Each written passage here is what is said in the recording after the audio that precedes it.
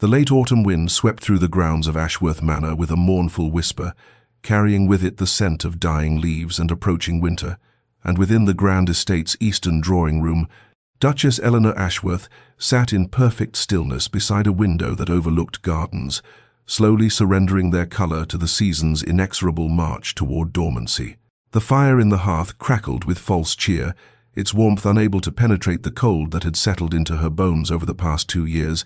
a cold that had nothing to do with temperature and everything to do with the particular variety of loneliness that comes from being unseen by the one person whose gaze should matter most. Her fingers turned the wedding band on her left hand with absent, practiced movements, watching how the firelight caught in the modest sapphires set into the gold, remembering with bitter clarity the day it had been placed there by a man who had looked somewhere past her shoulder during the entire ceremony, his jaw set with grim duty, his eyes empty of anything resembling joy or even basic acknowledgement of her presence. 2 years had passed since that cold morning in the chapel, 2 years of existing as little more than a ghost in her own home, and a spectre. Her husband moved around with the careful precision of someone navigating a room in darkness, never once allowing his gaze to fall upon her face, never once truly seeing her despite sharing a surname, a home, a life that was no life at all. Duke Christopher Ashworth had perfected the art of avoidance with such thoroughness that Eleanor had begun to wonder if she had somehow become translucent, if the force of his determined blindness had actually rendered her invisible, erasing her from reality itself through sheer will and practiced indifference. She knew the servants whispered about it, about the Duke who treated his wife with less acknowledgement than he afforded the furniture, who would leave a room if she entered it, who scheduled his days with military precision to ensure their paths crossed as infrequently as possible, and when circumstance forced them into proximity, he would fix his gaze on points just beyond her, his attention carefully calibrated to miss her entirely. The marriage had been arranged, she knew, a deathbed promise extracted from a grieving son by a dying father, desperate to see his line continued, but knowing the practical origins of their union, did little to ease the profound rejection of existing beside someone who refused to acknowledge your existence. Eleanor had tried, in those early months, to bridge the chasm between them with small kindnesses, with gentle attempts at conversation, with the quiet dignity her mother had taught her was a woman's greatest weapon against adversity. But kindness required a recipient, conversation required a participant, and dignity, and she was learning, was cold comfort when weighed against the soul-deep weariness of being persistently, deliberately unseen. The ring felt heavier today than it had yesterday, its weight somehow increasing with each rotation around her finger, and for the first time since the morning it had been placed there, Eleanor allowed herself to consider what it might feel like to remove it, to slip the band from her finger and set it aside, to see what remained of herself when she stopped wearing the symbol of a marriage that existed only in name and legal document. But before our lover's fate is revealed, subscribe so you never miss a chapter of romance and scandal, and tell us in the comments, where are you watching from? Now let's begin. The memory of that wedding day 2 years prior remained crystalline in Eleanor's mind, preserved with the cruel clarity that trauma often bestows upon moments we would rather forget, and she could still recall the way morning light had filtered through the chapel's stained glass windows, painting the stone floors in colors that seemed to mock the solemnity of vows spoken without love or even basic warmth. Christopher had stood beside her at the altar with the rigid posture of a man facing execution rather than marriage, his jaw clenched so tightly she could see the muscle jumping beneath his skin, his eyes fixed on some point beyond the priest's shoulder, as if by looking anywhere. But at his bride he could deny the reality of what was happening, and when the moment came to slip the ring onto her finger, his hands had been cold and impersonal, the touch lasting no longer than absolutely necessary before he withdrew, as if her very skin burned him. She had learned later, through the whispered conversations of servants who forgot she was present, about Lady Victoria Thornbury, the luminous beauty who had captured Christopher's heart in their youth. The woman he had planned to marry before a riding accident had stolen her from the world 6 months before his father's illness, made a swift marriage alliance necessary for the preservation of the dukedom. The old duke had been practical even in dying, recognizing that his son's grief made him vulnerable. That without intervention, Christopher would retreat so far into mourning that the family line would end with him, and so he had arranged the marriage with Eleanor's father, a union that brought favorable connections and a bride of suitable breeding, a transaction completed with all the warmth of a business contract, and twice the reluctance on the groom's part. Eleanor had arrived at Ashworth Manor with hope nonetheless, the naive optimism of a young woman who believed that patience and gentleness could heal even the deepest wounds, who thought that given time, her husband might see her as something more than an unwelcome replacement for his lost love. But that hope had withered with brutal efficiency when Christopher had informed her on their wedding night, his voice flat and emotionless, that she should not expect anything beyond the basic civilities their positions demanded, that he would respect her as his duchess, but she should harbor no illusions about affection or companionship. The weeks had turned to months, the months to years, and Eleanor had gradually understood with soul-crushing certainty that she had not married a man but rather a monument to grief, a living memorial to Lady Victoria, who walked through life without truly inhabiting it, and she herself had become nothing more than a ghost, haunting the periphery of a dead woman's story, forever unseen, forever secondary, forever alone despite the gold band that proclaimed her married. Now, sitting in the drawing room with that same ring turning endlessly on her finger, Eleanor felt the full weight of those 2 years pressing down upon her shoulders, the accumulated burden of 1,000 small rejections, 1,000 moments of being looked past rather than looked at, and the weariness that filled her was so profound it seemed to seep into her very bones, making even the simple act of continuing to exist in this half-life feel like an insurmountable task. The household operated on schedules as precisely choreographed as a ballet, routines designed with meticulous care to ensure the Duke and Duchess of Ashworth occupied their grand home without ever truly inhabiting the same spaces at the same moments, and Eleanor had learned through painful observation that Christopher rose before dawn each morning, taking his breakfast in his study while reviewing estate correspondence before departing for his various business appointments or rides across the property, his absence from the manor stretching through the long daylight hours until he returned well after darkness had fallen, often taking his evening meal in his chambers or the library rather than the formal dining room where propriety might demand he acknowledge his wife's existence. Eleanor had attempted conversation in those early months, intercepting him in hallways with gentle inquiries about his day or observations about the weather or the gardens, but her efforts had been met with responses so clipped and minimal that they could barely be classified as words at all, mere sounds of acknowledgement that confirmed he had heard her, without actually engaging with anything she had said, and eventually she had ceased trying, the well of hope within her running dry after being drawn upon too many times without ever being replenished. The servants moved through the manor with visible discomfort, their eyes sliding away from both Duke and Duchess when the cold dynamic between them became too painful to witness, and Eleanor had caught more than one housemaid, with tears in her eyes, after observing Christopher walk past his wife in a corridor as if she were merely another piece of architecture, his gaze fixed determinedly ahead, his posture radiating such deliberate obliviousness that it seemed almost a physical force pushing Eleanor aside. She had found purpose, or at least distraction, in charity work among the village families, visiting the sick and elderly, organizing aid for those struggling through harsh seasons,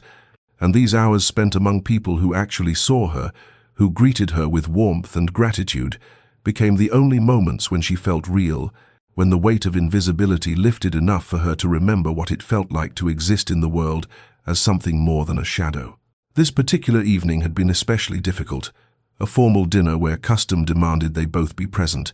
and Eleanor had sat at one end of the long matable while Christopher occupied the other, the distance between them filled with silver and crystal and the elaborate meal neither of them had appetite for,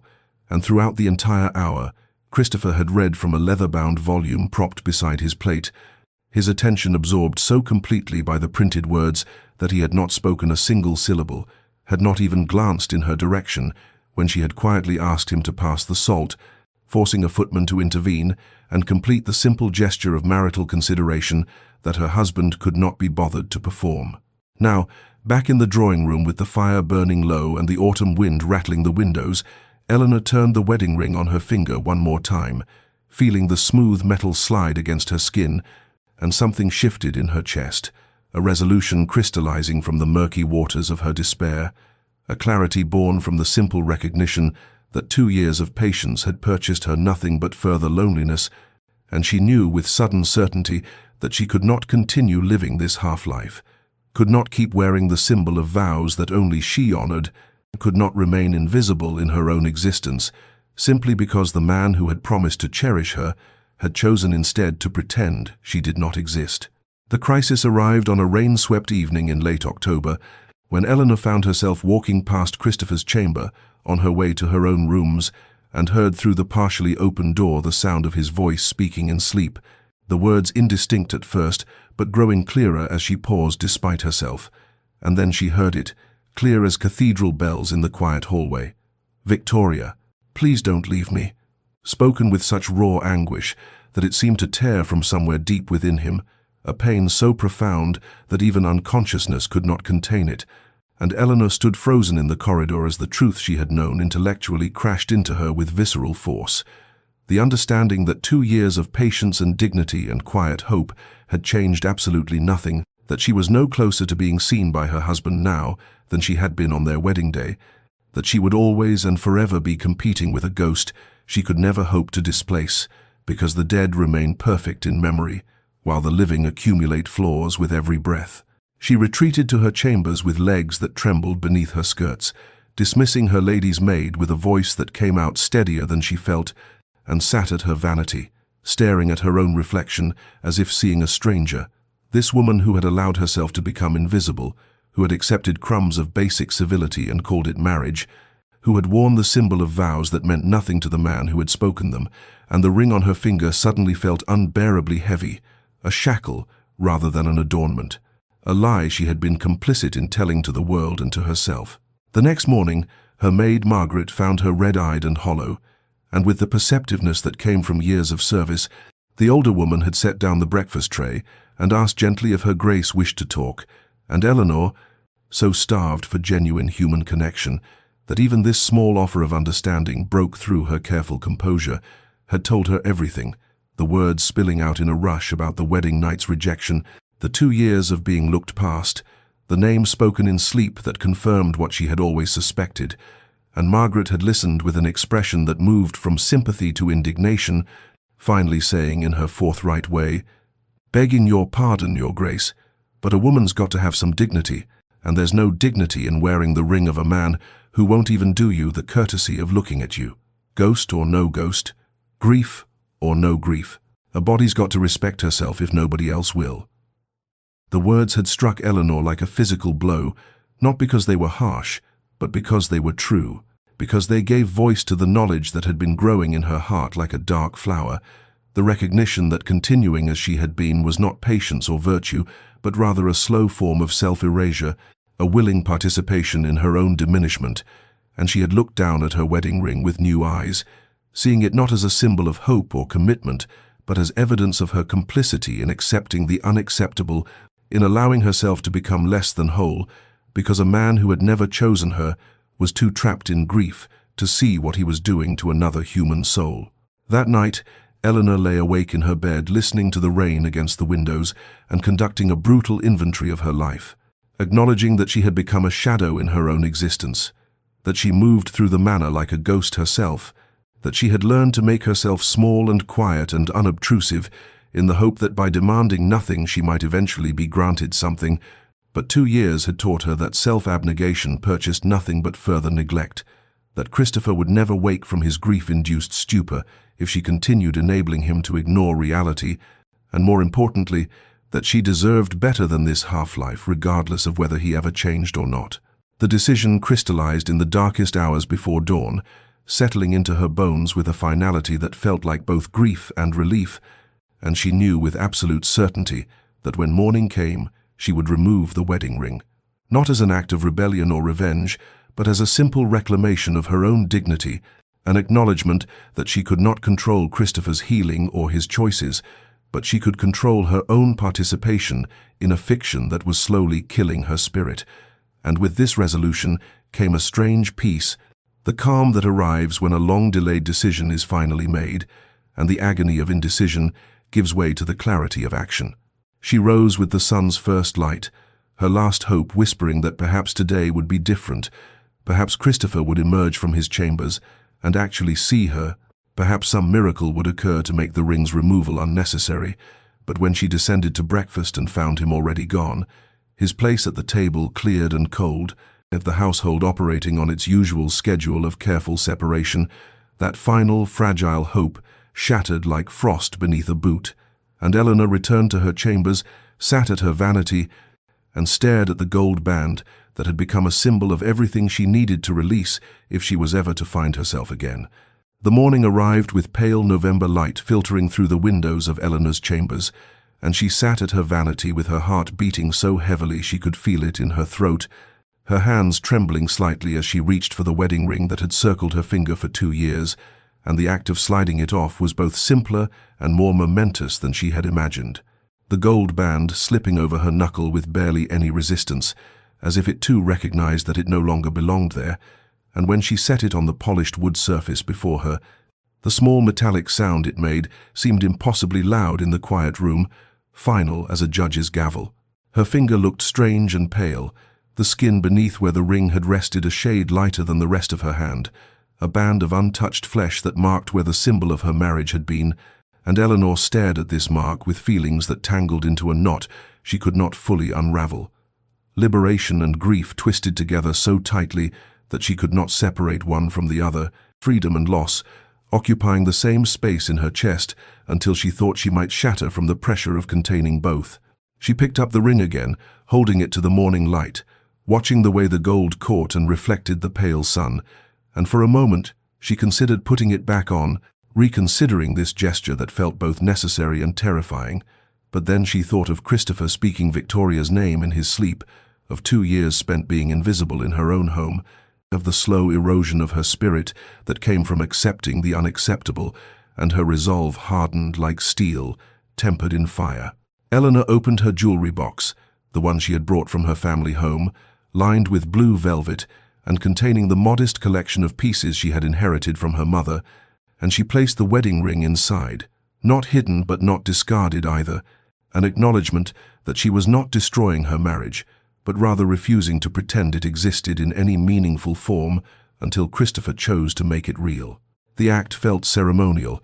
a private ritual marking the end of one chapter and the uncertain beginning of another. And when she closed the box, she felt something shift in her chest, a lightness that came from setting down a burden she had carried for far too long, the exhausting weight of hope that had curdled into something bitter and heavy. She dressed with Margaret's help, choosing a gown of deep emerald that she had not worn before, a color brighter than the muted grays and browns she had favored in recent months. And when the maid noticed the bare finger, she said nothing, but Eleanor caught the small nod of approval, the slight softening around the older woman's eyes that communicated understanding and support. Christopher had already departed for his morning ride when Eleanor descended to breakfast, the household operating on its usual schedule of careful separation, and she took her seat at the table with her hands resting on the white tablecloth, her bare left hand visible to anyone who cared to look, and she felt exposed in a way that had nothing to do with propriety and everything to do with vulnerability, as if she had removed armor she had not even realized she was wearing. The footman poured her tea with the same deference as always, his eyes flickering to her hand and then quickly away, and Eleanor lifted her cup with fingers that no longer trembled, feeling the strange lightness of her hand without the ring's familiar weight, and she thought to herself, with a clarity that surprised her, "I will learn to live for myself now, whatever that means, whatever it costs. I will remember that I am a person who exists whether Christopher Ashworth chooses to see me or not." And with this thought came a sense of purpose she had not felt in 2 long years, a determination to reclaim the parts of herself she had allowed to wither in the cold shadow of her husband's grief. The days that followed Eleanor's removal of the wedding ring unfurled with a strange mixture of trepidation and expanding possibility, as if she had opened a window in a room that had been sealed for too long, and was only now beginning to feel fresh air move through spaces that had grown stale with disuse. The first change came when Lady Pemberton's invitation arrived for a small afternoon gathering, the sort of social engagement Eleanor had declined with increasing frequency over the past 2 years, her excuses growing thinner as her isolation deepened. but now she found herself penning an acceptance with a hand that felt steadier than it had in months. The simple act of agreeing to attend a tea party, seeming like a small revolution against the circumscribed existence she had allowed to become her prison. She summoned the dressmaker to her chambers, a woman who had made her mourning-adjacent wardrobe of greys and subdued browns, and requested new gowns in colors that had seemed too bold, too alive for the ghost wife she had been, rich burgundies and deep sapphires and emerald greens that would mark her as a woman who existed in the present rather than one who had faded into the manor's shadows. And when the dressmaker's eyes flickered to her bare ring finger, Eleanor met her gaze with a calm that surprised them both, offering no explanation because she owed none. Her chambers became the next frontier of transformation, as Eleanor instructed the household staff to remove the heavy damask curtains that had made the rooms feel like a tomb even in daylight, replacing them with lighter fabrics that allowed the November sun to illuminate corners that had been perpetually dim. And she brought in flowers from the conservatory, bright chrysanthemums and late-blooming roses that added color and life to spaces that had reflected her own withering spirit. And each small change felt like an act of reclamation, a taking back of territory she had ceded without even realizing she was surrendering. The household staff navigated these changes with the careful discretion that came from years of service in great houses, their eyes noting the absent ring and the transformed chambers, and the Duchess, who seemed to stand taller, speak more clearly, move through the manor with purpose rather than the tentative half-presence that had characterized her existence for 2 long years. And though they said nothing directly, Eleanor felt their subtle support in the efficiency with which her requests were carried out, in Margaret's approving nods, in the way the footmen seemed to look at her rather than past her, as they had learned to do in imitation of their master. She attended Lady Pemberton's gathering wearing a gown of deep blue that made her eyes seem larger and brighter, and found herself actually enjoying the company of women she had held at arm's length, their conversation about books and charity work, and the small dramas of their social circle, feeling like nourishment after years of starvation. And when Lady Hartley asked after the Duke with the careful politeness that people used when discussing difficult subjects, Eleanor answered with a composure that came from having finally accepted the truth of her situation, saying simply that His Grace remained devoted to his estate business, the words neither a lie nor an elaboration of fiction. Meanwhile, Christopher maintained his usual patterns as if the world had not shifted beneath his feet, departing each morning for his rides and estate inspections, spending his afternoons in his study with account books and correspondence, taking his dinners either alone or in the company of business associates who required his attention, and if he noticed any change in the household's atmosphere, he gave no sign of it, his carefully constructed routines insulating him from awareness, the way armor protects a soldier from blows that never quite land. A week passed, then another, and the wedding ring remained in Eleanor's jewelry box, gathering the fine dust of disuse. And with each day that she did not wear it, Eleanor felt herself becoming more solid, more real, as if the ring had been anchoring her to a fiction, and its absence allowed her to inhabit her own life, with an authenticity she had not known was missing until she found it again. Christopher Ashworth had lived for 2 years in a carefully constructed world of his own making, an existence built on routine and deliberate blindness that allowed him to move through his days without the disruption of acknowledging his wife's presence. But in the 3rd week of November, something began to shift in the foundations of this edifice he had built.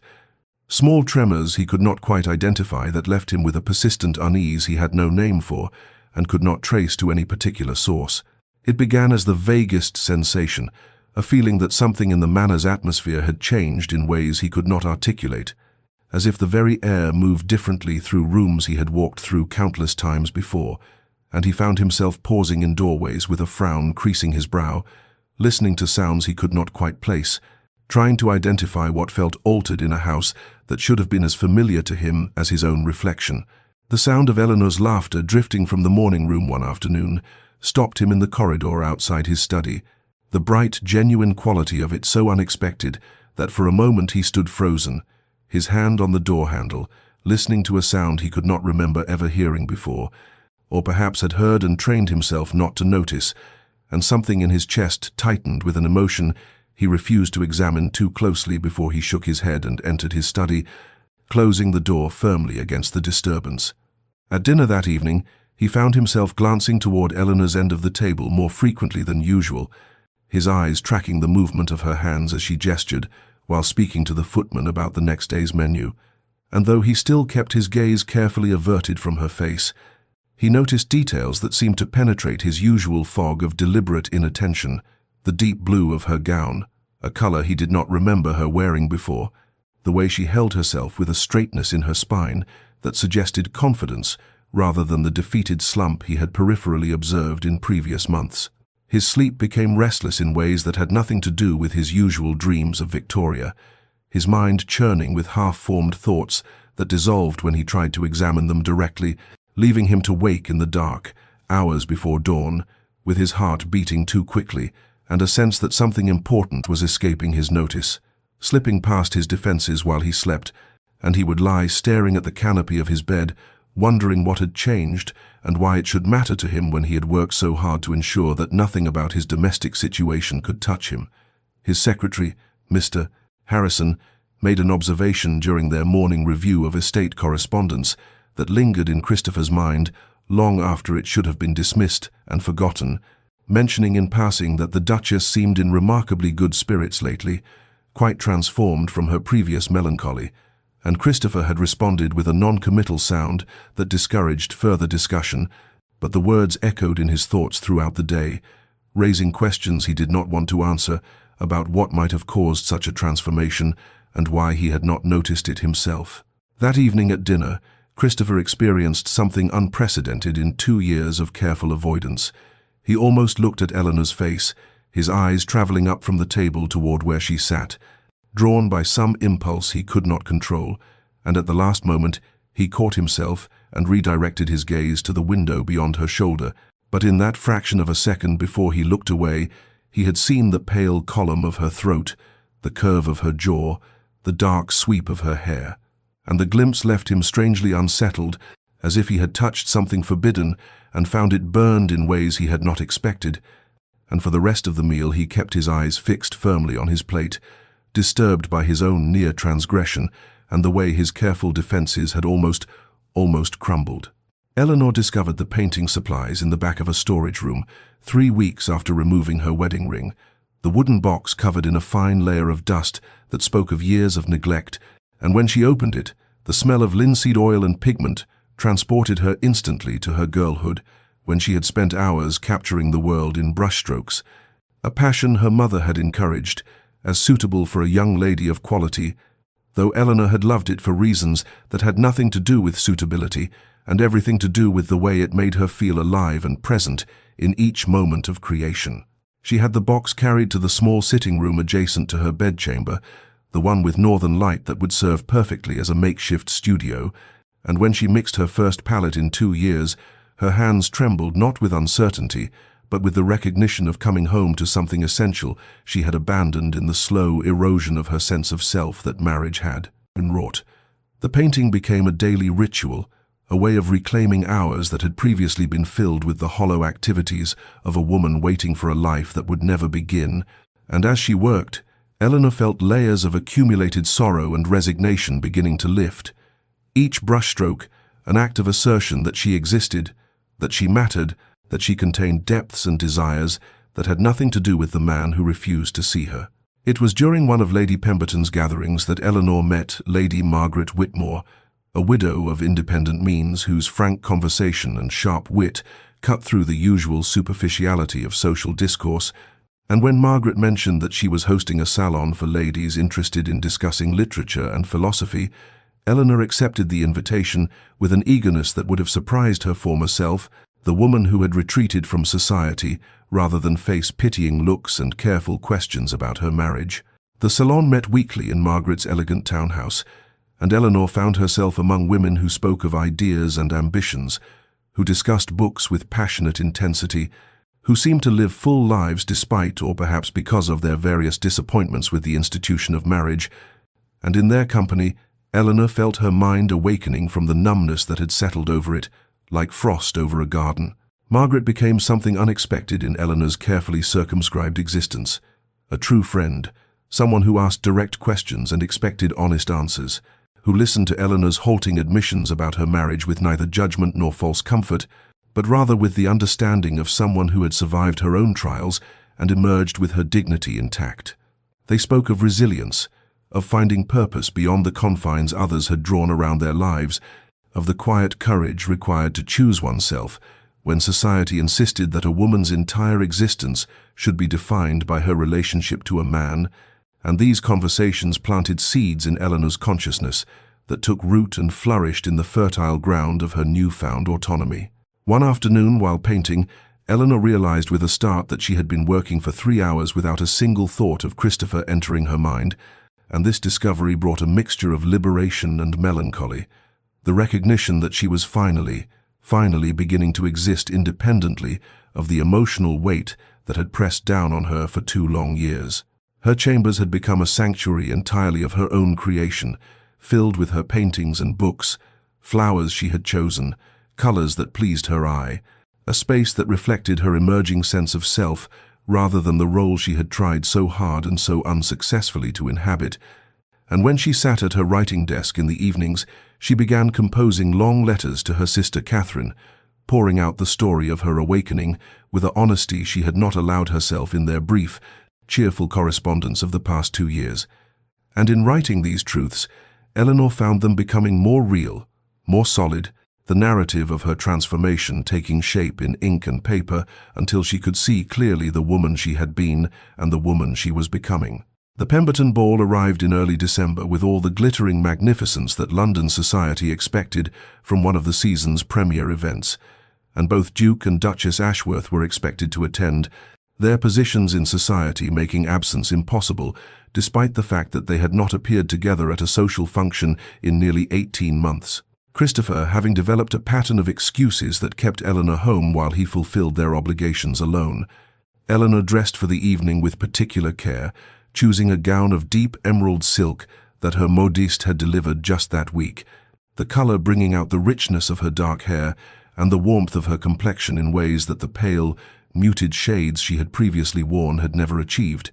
And as her maid arranged her hair in an elegant style adorned with pearl combs, Eleanor studied her reflection with a quiet satisfaction that had nothing to do with vanity and everything to do with the simple pleasure of recognizing herself again after 2 years of feeling like a ghost in her own life. Christopher arrived at the ballroom before Eleanor, positioning himself near the refreshment tables where he could observe the gathering without being drawn into extended conversations, and when Eleanor entered some 20 minutes later, he saw her in his peripheral vision, a flash of green among the pastels and whites favored by younger ladies, and though he kept his eyes carefully directed away from her face, he was aware of her movement through the room with an intensity that surprised him,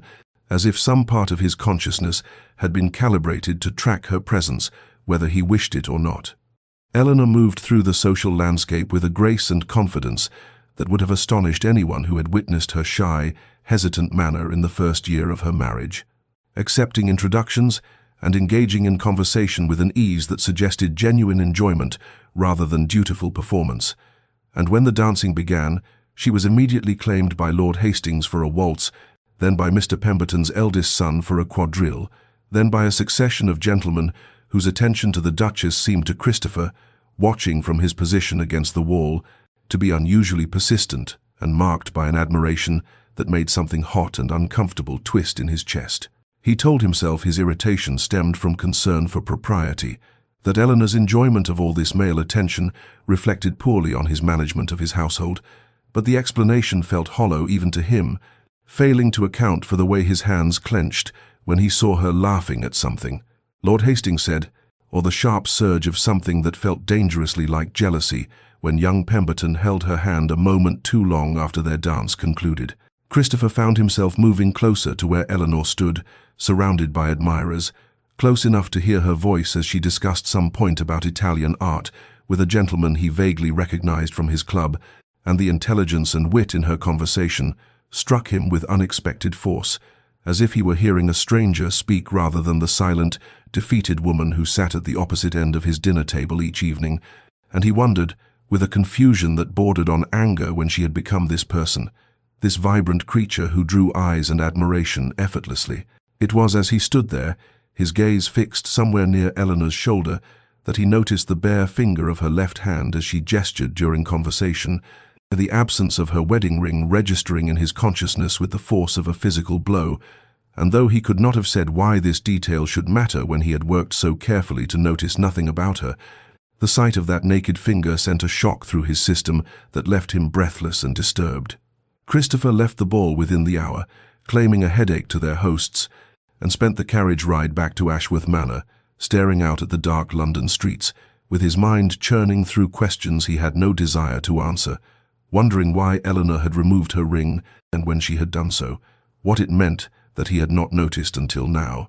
and most disturbing of all, why the discovery filled him with a panic he could neither name nor understand,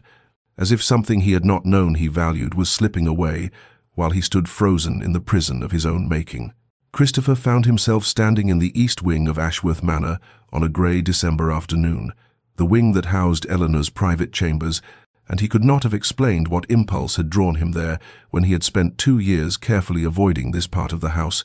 structuring his movements to ensure they never coincided with hers. Yet here he stood in the corridor outside her sitting room, with his heart beating uncomfortably fast, and his hands clenched at his sides, as if bracing against some invisible force. The door stood slightly ajar, and through the opening he could see that the room had been transformed since he had last glimpsed it during those early weeks of their marriage, the heavy burgundy drapes replaced with curtains of soft cream that allowed the winter light to fill the space,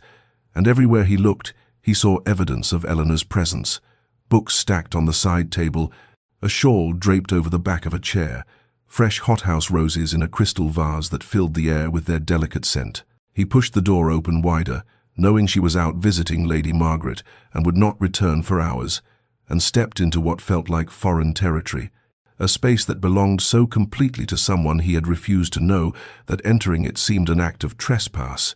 Yet he could not stop himself from moving deeper into the room, drawn by a curiosity that felt dangerously like hunger. The paintings stopped him in his tracks, canvases propped against the wall and arranged on a makeshift easel near the window,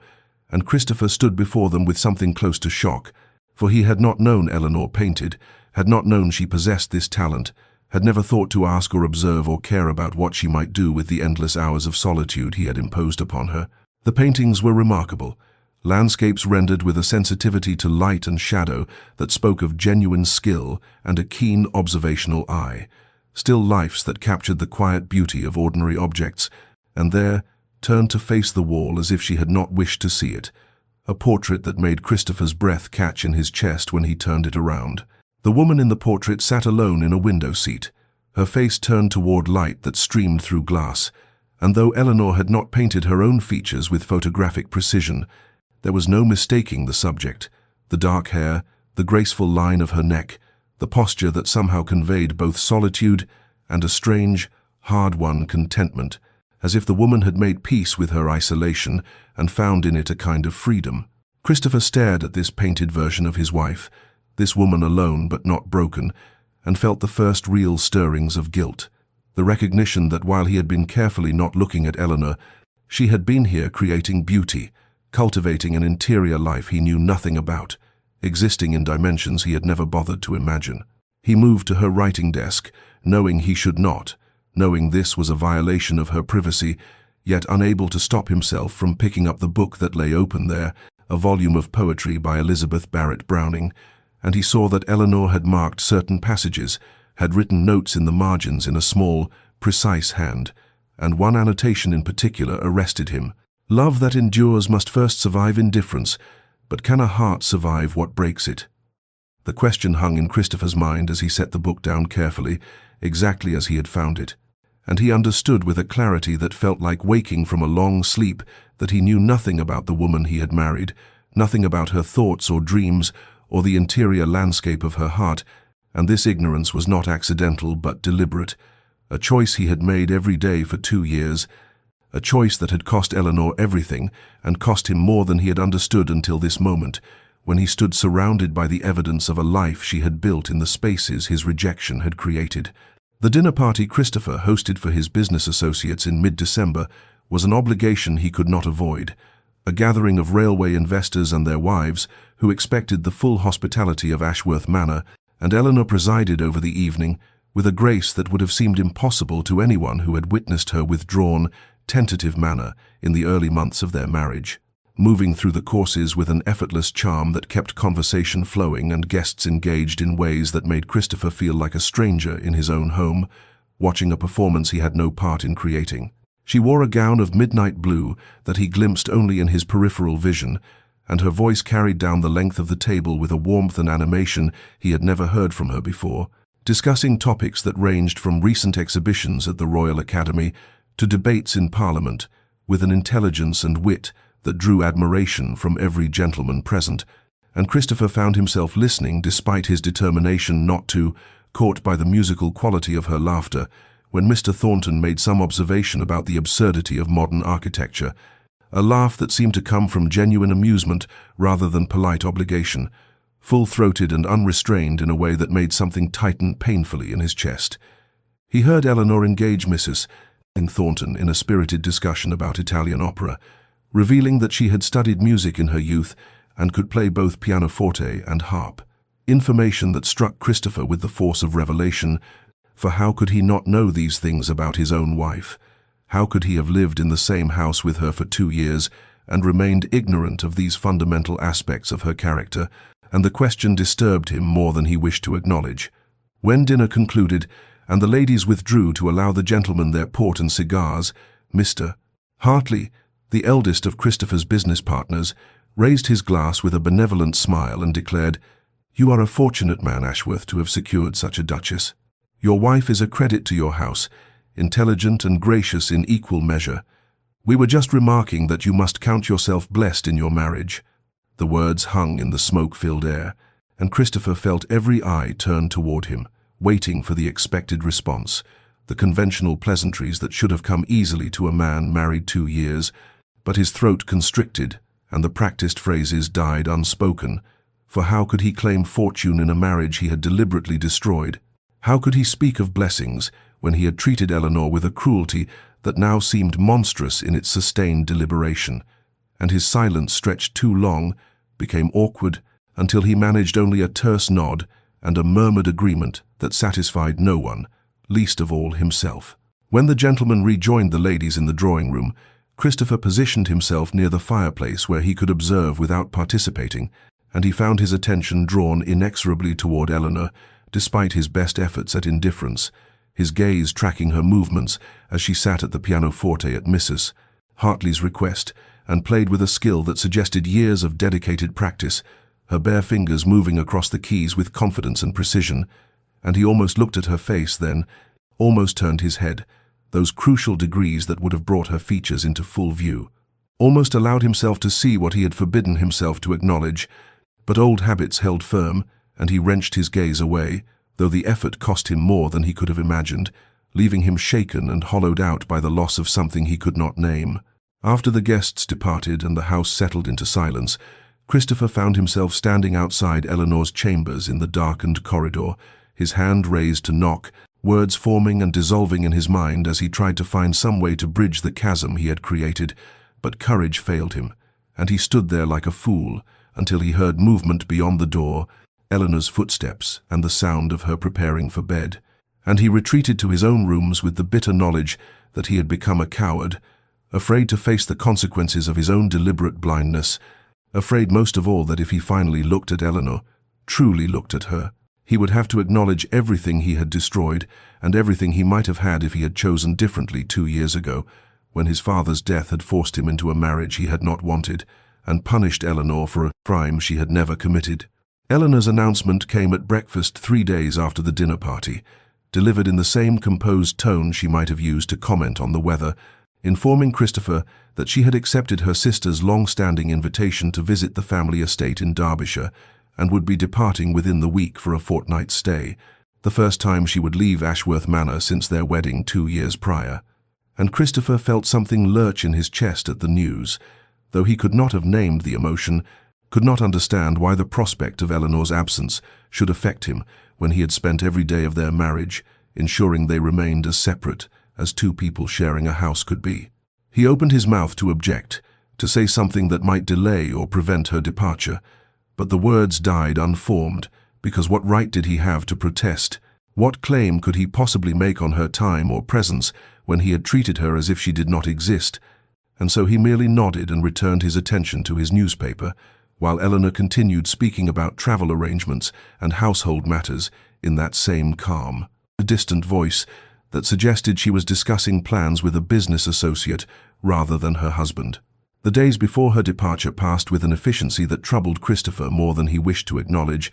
Eleanor moving through the manor with quiet purpose, as her lady's maid packed trunks and coordinated with the housekeeper about what would be needed during the Duchess's absence, and Christopher found himself tracking these preparations from a distance, standing at windows that overlooked the courtyard where servants loaded her belongings, lingering in corridors where he might glimpse her passing, though he maintained his careful practice of never looking directly at her, even as something in him strained toward her with an urgency that felt dangerously close to panic. On the morning of Eleanor's departure, Christopher positioned himself in his study, where the window provided a clear view of the entrance, and he watched as she emerged in a traveling dress of deep green, her posture straight and her movements unhurried. And he noticed how she paused to speak with Mrs. Hartwell, the housekeeper, with what appeared to be genuine warmth, how she smiled at something one of the footmen said as he handed her into the carriage, how she settled into her seat and gazed up at the manor's facade with an expression he could not read from this distance, but that seemed to contain neither regret nor longing, only a kind of peaceful resolution. The carriage rolled down the long drive and disappeared beyond the gates,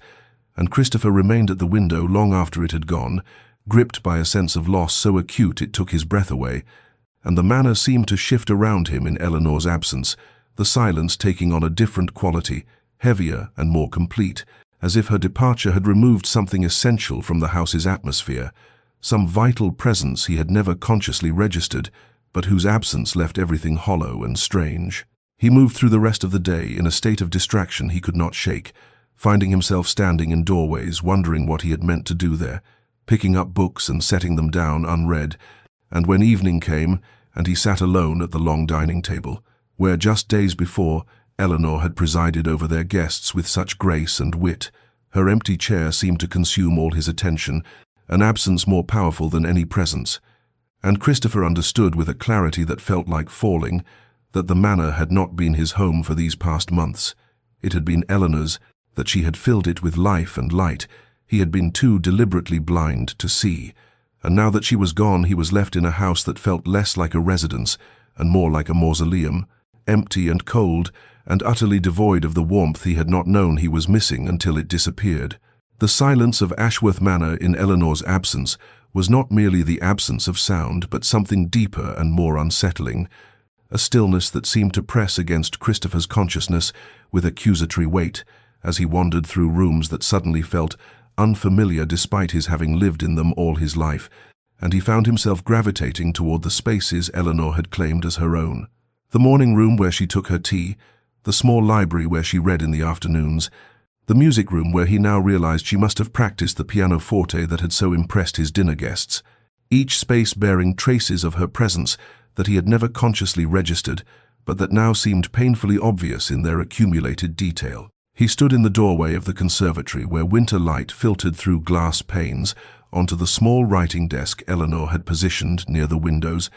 and he saw her correspondence laid out with characteristic neatness, letters to her sister and to Lady Margaret, and to various charitable organizations, and he understood with a shock of recognition that she had built an entire life within these walls, a life he had known nothing about because he had deliberately chosen ignorance, had constructed his whole existence around not seeing her, not acknowledging her, not allowing her to become real to him in any way that might have demanded his attention or his care. When dinner time arrived that first evening, Christopher sat alone at the long mahogany table where Eleanor's empty chair seemed to draw his gaze with magnetic insistence, and he found he could not eat, could not focus on the food before him or the newspaper he had brought as distraction, because all he could think about was how Eleanor had sat there night after night for 2 years, enduring his deliberate discourtesy, his reading and his silence and his absolute refusal to acknowledge her presence, and the cruelty of it settled over him like a physical weight that made breathing difficult. In desperation, he sought refuge in Eleanor's book, a volume of poetry by Elizabeth Barrett Browning that she had left on the side table in the drawing room, and he opened it to find her annotations in the margins, careful notes written in her precise hand that revealed a thoughtful, searching intelligence, observations about meter and meaning and emotional truth that spoke of a woman who engaged deeply with ideas and art. And Christopher read her words with growing wonder and growing shame, for how had he shared a house with this person and never known her, never even attempted to know her, never once considered that she might be someone worth knowing rather than simply an obligation to be endured. On the third day of Eleanor's absence, a letter arrived addressed to him in an unfamiliar hand, and when Christopher broke the seal, he found it was from Eleanor's sister, Lady Caroline Pemberton, thanking him with what seemed like genuine warmth for allowing Eleanor the freedom to visit, for being understanding of her need for time away from her duties, for being the kind of husband who recognized that even a duchess required respite and family connection, and every word struck Christopher like a physical blow, because the letter assumed a generosity and consideration he had never shown,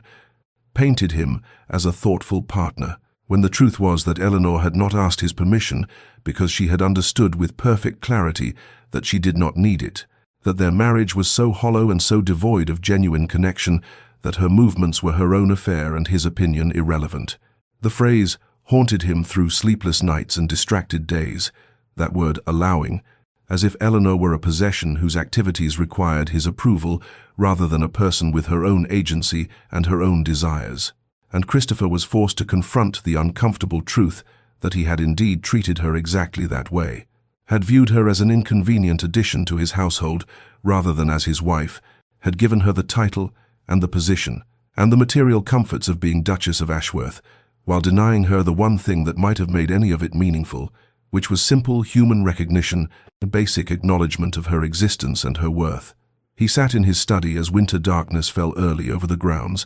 and for the first time in 2 years Christopher allowed himself to think consciously about Eleanor, not as an abstract problem or an unwanted obligation, but as a person, a woman who had entered his house with hope and had been met with systematic cruelty, who had tried to build bridges and had been rebuffed at every turn,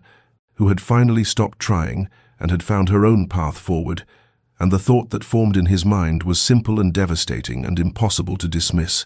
What have I done? On the 7th morning of Eleanor's absence, Christopher found himself walking through the Winterbear Gardens toward the family chapel that stood at the edge of the estate grounds, a small stone building where generations of Ashworths had been baptized and married and mourned, and where a memorial plaque for Lady Victoria Hartley bore witness to the woman whose death had defined the last 3 years of his life,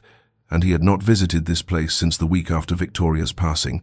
and had avoided it with the same deliberate care he had applied to avoiding Eleanor, but now he felt drawn there by a need he could not fully articulate, a sense that some essential reckoning awaited him in that quiet, sacred space. The chapel was cold and dim, winter light filtering through stained glass windows to paint colored shadows across worn stone floors, and Christopher stood before Victoria's memorial with his hands clasped behind his back, studying the inscription he had commissioned in his grief, the words that spoke of beauty and grace and love eternal, and he waited for the familiar wave of sorrow to crash over him, the devastating sense of loss that had consumed him in the months after her death. But what came instead was something quieter and more complicated, a sadness certainly, but also a strange kind of distance, as if he were looking at a memorial for someone he had known long ago rather than the woman he had believed himself destined to marry. He spoke aloud to the empty chapel, his voice rough with disuse and emotion, telling Victoria things he had never said when she lived, admitting that he had made her into something she had never been, had transformed a genuine affection into a grand romantic tragedy, because grief was easier than acceptance, because mourning an idealized love was simpler than building a real one with the flesh and blood woman who had become his wife. And as the words spilled from him, Christopher understood with devastating clarity that he had been punishing Eleanor, not for failing to be Victoria, but for being real, for being present, for demanding through her very existence that he engage with life rather than retreat into the comfortable fiction of eternal mourning. The realization settled over him like winter frost, cold and inescapable, and Christopher sank onto one of the wooden pews and dropped his head into his hands. finally allowing himself to see the full scope of his cruelty.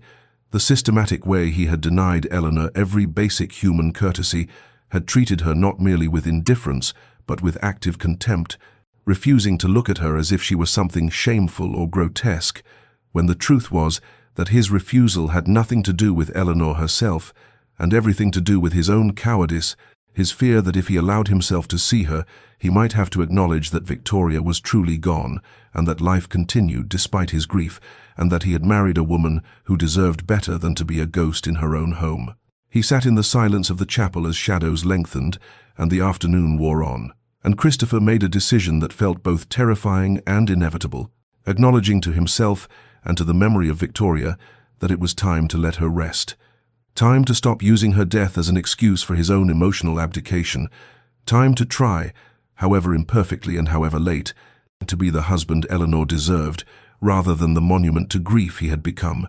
though he had no idea how to begin, no template for transformation. Only a bone-deep understanding that when Eleanor returned from Derbyshire, he would have to find the courage to do the one thing he had avoided for 2 years, the one thing that terrified him more than any business venture or social obligation ever had, which was to simply look at his wife, to see her, to allow her to be real to him in all her complexity and humanity. And he practiced there in the empty chapel, lifting his head and trying to imagine Eleanor's face, realizing with shame that he could not clearly picture her features because he had so carefully avoided ever truly seeing them, and the prospect of meeting her gaze felt like preparing to leap from a great height into unknown waters, terrifying and necessary and long overdue. Eleanor's carriage arrived at Ashworth Manor on a crystalline afternoon when winter sunlight made the frost-covered grounds glitter like scattered diamonds, and as the wheels crunched over the gravel drive, she felt a curious mixture of emotions. Relief at returning to familiar spaces mingled with a subtle reluctance to re-enter the cold architecture of her marriage, though she reminded herself that the marriage had changed for her, even if it remained unchanged for Christopher, that she had found her own peace and her own purpose, and no longer needed his acknowledgement to feel whole. And as the footman handed her down from the carriage, Eleanor held her head high and her shoulders back, wearing the confidence she had cultivated during her fortnight away like invisible armor. What she did not expect was to find Christopher standing in the entrance hall, not sequestered in his study as he invariably was during her comings and goings, and the sight of him waiting there stopped Eleanor momentarily in the doorway,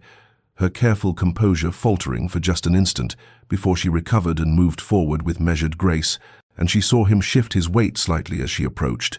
saw something that might have been nervousness in the set of his shoulders,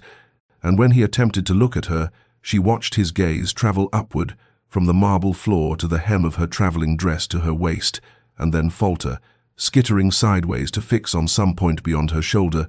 and Eleanor felt a flash of something that might have been disappointment or might have been vindication, for even now, even after 2 weeks of absence, he could not manage the simple human courtesy of meeting her eyes. Christopher's voice when he spoke was rougher than she remembered, lower somehow, as if disuse had changed its timbre, and he said, "Welcome home, Eleanor," using her given name for what she realized might be the first time since their wedding day, and the sound of it in his mouth was so unexpected that Eleanor felt her prepared coolness waver slightly, but she steadied herself and replied with perfect formality, "Thank you, Your Grace." The journey was pleasant, keeping her tone neutral and polite, the voice one might use with a distant acquaintance rather than a husband. She watched his hands clench and unclench at his sides, watched his gaze drift downward to her hands, where she held her gloves and reticule, and she saw the exact moment when his eyes fixed on her left hand, saw his whole body go still as he registered the absence of her wedding ring. The bare fourth finger with its pale band of skin that remained as evidence of what had been worn there for 2 years, and Eleanor felt a perverse satisfaction at his reaction, even as something in her chest tightened at the visible shock that crossed his features, the way his breathing seemed to catch, and his jaw tightened as if he were experiencing physical pain. The silence stretched between them in the grand entrance hall, while servants moved discreetly around them carrying her luggage, and Eleanor waited with the patience she had learned through 2 years of being ignored, wondering if Christopher would speak again, or if this unprecedented attempt at welcome had exhausted his capacity for engagement, and when he finally managed to form words, they came out halting and uncertain. "Did you have a pleasant visit with your sister?" Cole, and Eleanor responded with cool civility about Caroline's health and spirits and the amusements of Derbyshire society, answering his question thoroughly while offering nothing of her inner experience, nothing of how the visit had strengthened her resolve or deepened her understanding of her own worth. And as she spoke, she watched Christopher's continued inability to look at her directly, watched him struggle with something she could not name, and when she finished speaking, she excused herself with flawless courtesy, saying she needed to rest from the journey, leaving Christopher standing alone in the entrance hall, with his failed attempt at connection hanging in the air between them like smoke. The morning after Eleanor's return, Christopher appeared at the breakfast table for the first time in their marriage, arriving before she did, and waiting with barely concealed nervousness as she entered the room, her composure faltering only slightly at the sight of him, seated there with a cup of tea cooling before him, untouched,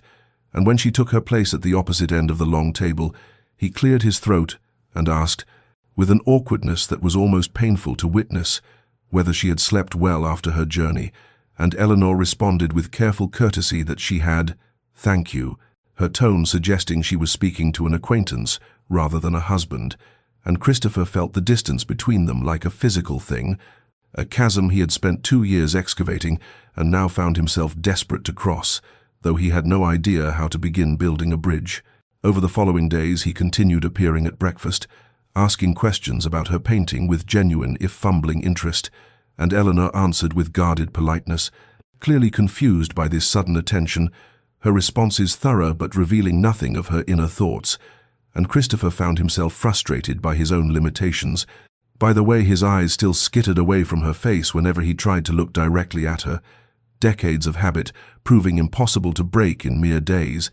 and he would sit across from her feeling like a man trapped behind glass, able to see the shape of what he wanted, but unable to reach it. He began leaving small gestures of apology and interest, scattered through her days like breadcrumbs, commissioning fresh flowers to be placed in her studio each morning, lilies and winter roses that filled the space with subtle fragrance, and having his secretary acquire books he thought might interest her based on the volumes he had seen in her chambers, poetry and philosophy, and novels by lady authors, items he left on her desk without explanation, and he requested her presence at dinner, not through servants but by asking her himself, appearing at her studio door in the late afternoon and speaking to the frame rather than to her, saying he would be honored if she would join him for the evening meal,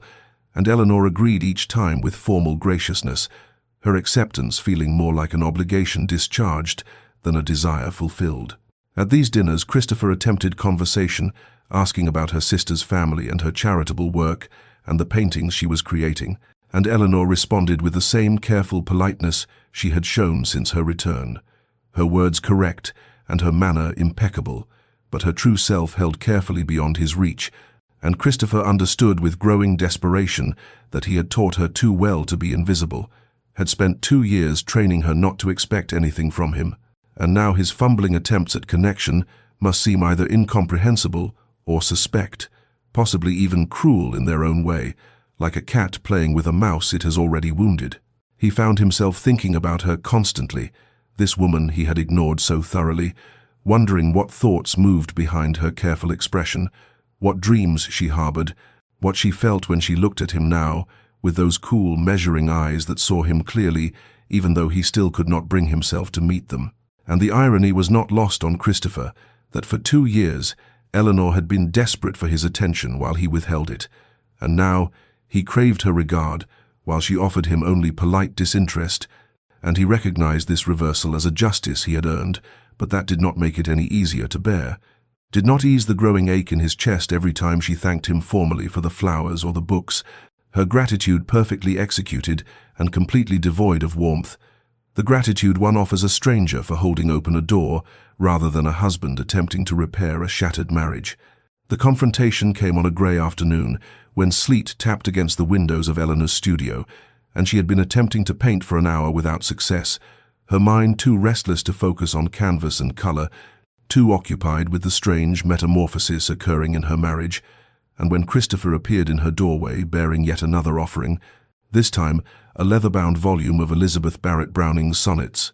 Eleanor set down her brush with deliberate care and turned to face him directly, her voice steady and clear when she said, "Christopher, we need to speak plainly about what is happening here." And she watched him freeze in the doorway, watched his gaze fix on the painting behind her rather than on her face, and the familiar avoidance ignited something fierce in her chest, something that had been building through weeks of flowers and books and awkward breakfast conversations that never quite connected. She asked him directly why he was doing this, why, after 2 years of studied indifference, he was suddenly appearing at her breakfast table and filling her studio with flowers and seeking her company at dinner. And Christopher's response came haltingly, his words stumbling over each other as he tried to explain that he had been wrong, that he had realized during her absence how thoroughly he had failed her, that he wanted to try to be a proper husband.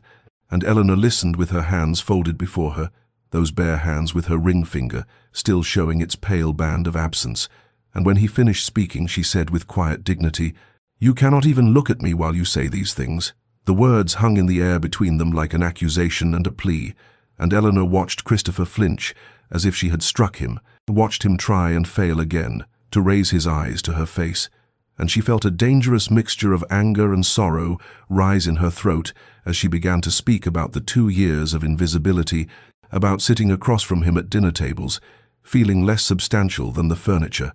about speaking to him and receiving grunts or silence in return, about slowly disappearing in her own home until she was little more than a ghost haunting the corridors of Ashworth Manor. She told him about the nights she had lain awake, wondering what was wrong with her that her own husband could not bear to look at her, about the gradual erosion of her self-worth, about the careful reconstruction of her dignity that had required her to stop seeking his approval and start seeking her own. And Christopher stood motionless in the doorway, listening to this litany of his cruelties with his jaw tight and his hands clenched at his sides. And when she paused, he said, his voice rough with shame, "I am sorry, Eleanor. I am deeply, profoundly sorry for the pain I have caused you." But Eleanor shook her head slowly and replied that apologies were not enough, that she would not accept half measures or symbolic gestures,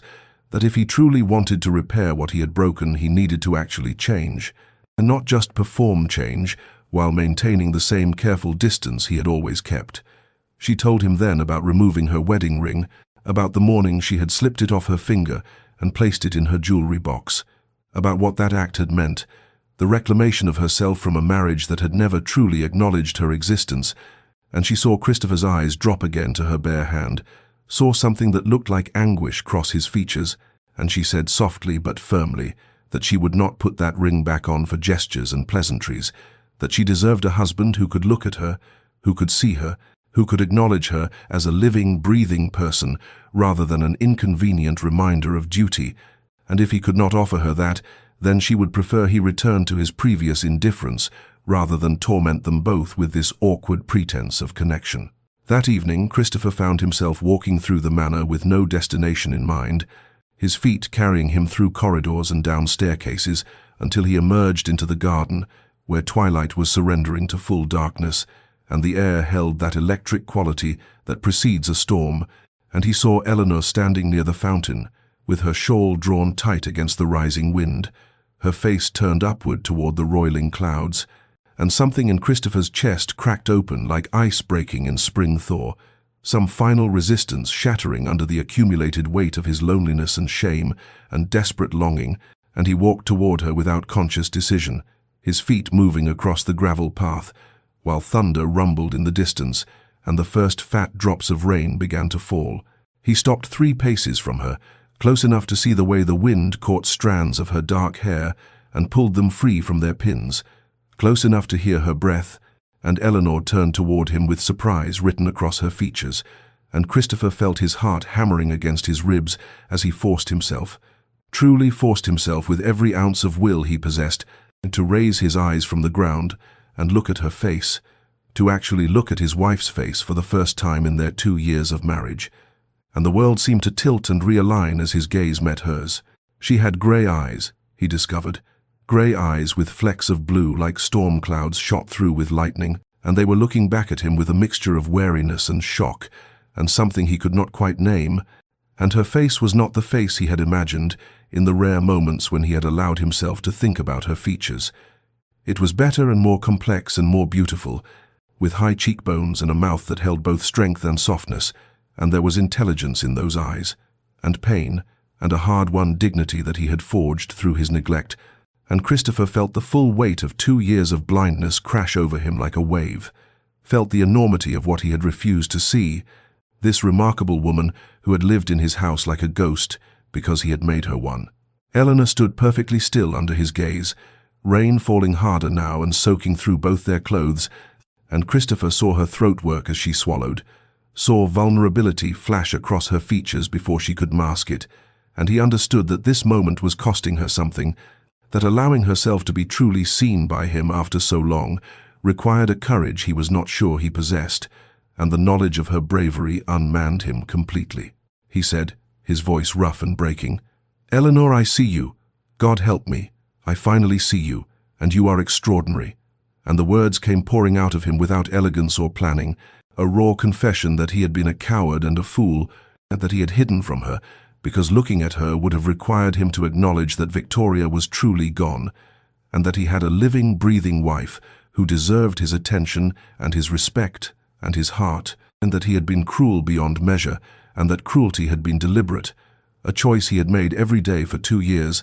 and he could not undo it. But he wanted desperately to do better, to be better, if she would give him the chance. Eleanor's eyes filled with tears that mingled with the rain on her cheeks, and Christopher felt his hands rise of their own accord, hovering near her face with the desperate desire to comfort her, to touch her, but he held himself back because he had not earned that right, had forfeited it through his systematic rejection of her presence, and Eleanor whispered,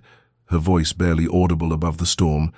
"You are looking at me," and Christopher nodded, unable to look away now, unable to imagine ever looking away again, and he said,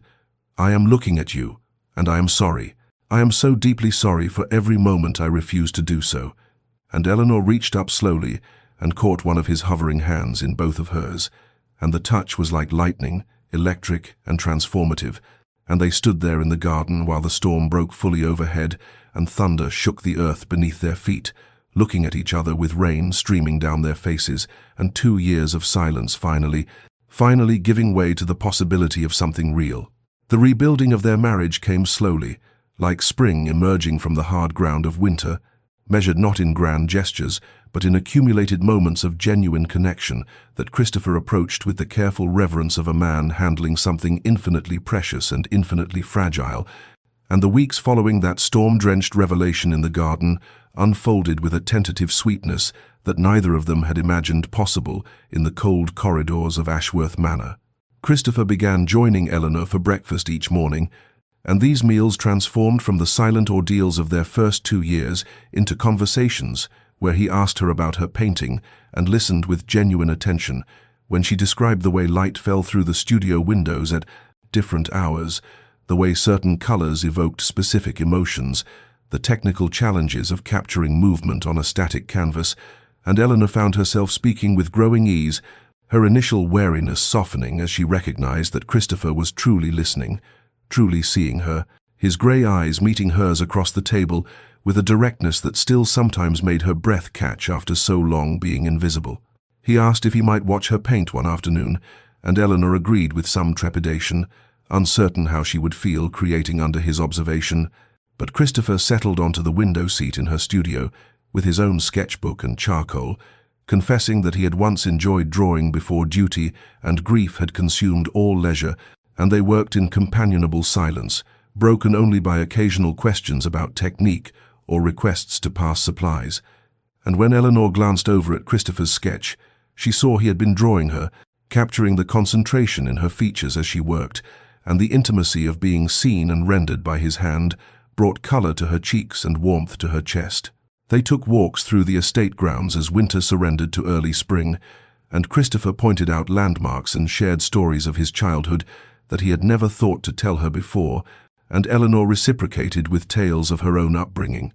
And gradually they began to know each other as people rather than as the Duke and Duchess, as Christopher and Eleanor rather than as husband and the woman who was not Victoria. And there were moments when their hands brushed while walking and neither pulled away, moments when Christopher's laugh rang out genuine and surprised at something Eleanor said, moments when the weight of their painful history seemed to lighten under the accumulation of these better moments. The ring remained off Eleanor's finger, sitting in its velvet box in her jewelry chest, and neither of them mentioned it, though Christopher's eyes sometimes lingered on that bare finger with an expression Eleanor could not quite read. Something between regret and hope, and the absence of the ring became a marker of their progress, a reminder that what they were building now was new and earned rather than assumed and obligated, and Eleanor found that she preferred it this way, preferred the freedom of choosing Christopher daily rather than being bound by a symbol she had worn without meaning. Their first kiss came on an evening 6 weeks after the garden confrontation, when they had been reading together in the library, and Christopher had made some observation about the novel Eleanor held that was so perfectly attuned to her own thoughts that she looked up at him with surprise and delight, and he was already looking at her with such open affection that the space between them seemed to evaporate, and when he leaned toward her slowly, giving her every opportunity to retreat, Eleanor met him halfway, and the kiss was soft and questioning and achingly tender, a question and an answer, a promise and a hope, and when they drew apart, Eleanor saw tears standing in Christopher's eyes and felt answering wetness on her own cheeks, and Christopher whispered, "Thank you for giving me another chance, for letting me learn to love you properly." And Eleanor touched his face gently and replied, "Thank you for finally choosing to see me." And the intimacy between them deepened from that night forward, not rushed but unfolding with patient inevitability, two people truly discovering each other for the first time and finding in that discovery something far richer than either had anticipated. Spring arrived at Ashworth Manor exactly 1 year after Eleanor had removed her wedding ring, and the transformation was evident, not merely in the blossoms that covered the garden trees, or the warmth that had returned to the ancient stone halls, but in the way Christopher and Eleanor moved through their days with the easy intimacy of two people who had chosen each other deliberately and completely, building something real from the ashes of their hollow beginning. And on a morning when sunlight streamed through the breakfast room windows and Eleanor was laughing at something Christopher had said about the new foal in the stables, he reached into his waistcoat pocket and withdrew a small velvet box that made Eleanor's breath catch in her throat. The ring inside was nothing like the cold family heirloom she had worn during those terrible first years, but rather a delicate band commissioned from London's finest jeweler, designed to Christopher's exact specifications, with Eleanor's favorite flowers engraved along its surface, and a single perfect sapphire, the color of storm clouds shot through with lightning, the color of her eyes when she had first allowed him to truly see her in that rain-soaked garden. And Christopher said quietly, as he held it out to her, "I cannot undo the years I wasted, is the pain I caused you, but I can offer you this as a symbol of the man I am now, rather than the man I was. A promise that I see you every day and choose you every day, and will continue to do so for all our remaining days, if you will accept it, if you will accept me as your husband in truth, rather than merely in name." Eleanor looked at the ring with tears gathering in her eyes, then at Christopher's face where love and hope and lingering remorse were written so clearly, and she reached out not to take the ring from his hand, but to cover his hand with both of hers, and she said, "I will accept it gladly, but I will place it on my own finger this time, because what we have now is not something imposed upon us by duty or arrangement, but something we have built together through honesty and patience and the courage to truly see one another." And she took the ring and slid it onto her finger where it caught the morning light and seemed to glow with warmth, and Christopher rose from his chair and drew her into his arms and kissed her with the tender devotion that had become their daily language, and neither of them noticed the servants who paused in the doorway and smiled at the sight of their Duke and Duchess so clearly, so genuinely happy. Years passed after that spring morning, years that brought children whose laughter filled the corridors that had once echoed with Eleanor's lonely footsteps, children who grew up watching their father look at their mother with such obvious adoration that they never questioned whether they had been loved from the very beginning, and Christopher became known throughout society, not for his tragic first love, but for his devotion to his Duchess, attending her art exhibitions, and insisting that her work hang in the manor's finest rooms, and speaking of her with such pride that no one who heard him could doubt the depth of his feeling, and Eleanor bloomed in the warmth of being truly seen and truly cherished, her confidence and joy radiating outward to touch everyone in their household and beyond. and Ashworth Manor transformed from a mausoleum of grief into a home filled with love and light and the sound of genuine happiness. Dear listener,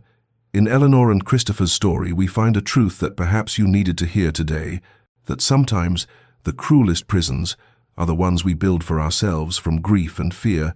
and the refusal to be present in our own lives, and sometimes the bravest act is not enduring mistreatment with silent dignity, but claiming your own worth and stepping away from what diminishes you,